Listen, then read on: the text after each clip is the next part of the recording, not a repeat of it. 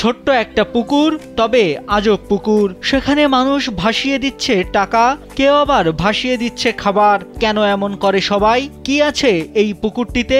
প্রথম দেখায় এসব প্রশ্নই ঘুরপাক খাবে সবার মনে।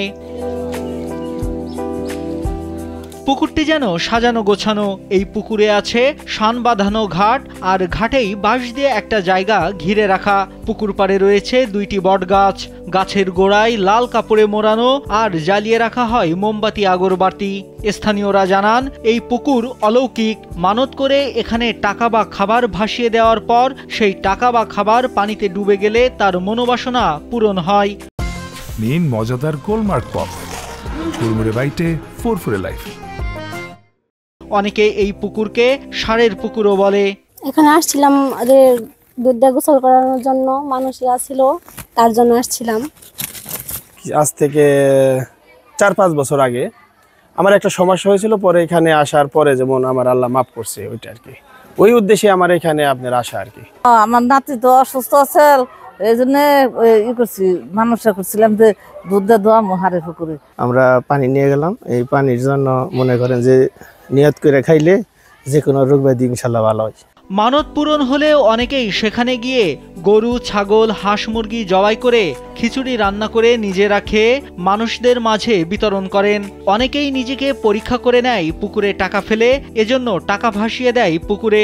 যার টাকা পুকুরের পানিতে ডুবে যায় তিনি ভালো মনের মানুষ এবং তার মনোবাসনা পূরণ হবে এমন ধারণাই সেই সব মানুষদের। আমি এখানে আসছি, আমাদের কোনো যদি অসুখে পড়ি আমরা এখানে মানুষে দিলে অসুখটা ভালো জায়গা, তার জন্য আসছি। আমার বাপ দাদারা কইরা আইছে, আমরাও করতেছি এখানে। এখানে এসে আমরা পুকুরে টাকা দিই, টাকা দিলে পানিতে ডুবে যায়, আমরা মোমবাতি জ্বালাই। অনেকে এসে এখানে রান্না করে সবাইকে খাওয়ায়। এখানে আসলে মনের ইচ্ছা পূরণ হয় এবং রোগ ব্যাধি সব ভালো হয়ে যায়। এখানে আসার উদ্দেশ্য হলো যে মনের আশা পূরণ করার জন্য। এটা উপরালা এটার উপলক্ষে যদি মুক্তি করে, এসে মোমবাতি জ্বালায়, পানির মধ্যে টাকা দেই, তারপর বট গাছের চারিদিক দিয়ে ঘুরানি দেই। লোকমুখে প্রচলিত আছে এক জমিদার পুকুরটি খনন করেন, কিন্তু তখন পুকুরে পানি ওঠেনি, শুকনোই থেকে যায়। একদিন ওই জমিদার স্বপ্ন দেখেন পুকুরে দুটি ষাঁড় ছেড়ে দিলে পানি উঠবে। এরপর জমিদার দুটি ষাঁড় ওই পুকুরে ছেড়ে দেন। তখন ষাঁড় দুটির মধ্যে লড়াই হয়। এক পর্যায়ে পুকুরে পানি উঠে এবং ষাঁড় দুটি অদৃশ্য হয়ে যায়। সেই থেকে পুকুরটির নামকরণ করা হয় ষাঁড়ের পুকুর।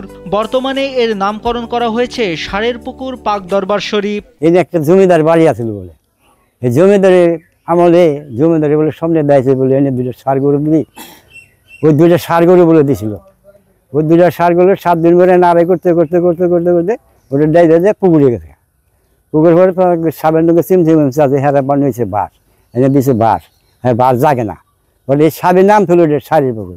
আধুনিক যুগেও মানুষ অন্ধবিশ্বাস নিয়ে ছুটে যাচ্ছে ষাঁড়ের পুকুরে। সেখানে গিয়ে মানত করলেই পূরণ হবে মনোবাসনা, এমন আশায় প্রতিদিন দূর দূরান্ত থেকে বিভিন্ন পেশার মানুষ এসে 10 টাকা থেকে 1000 টাকার নোট পানিতে ভাসিয়ে দিচ্ছেন।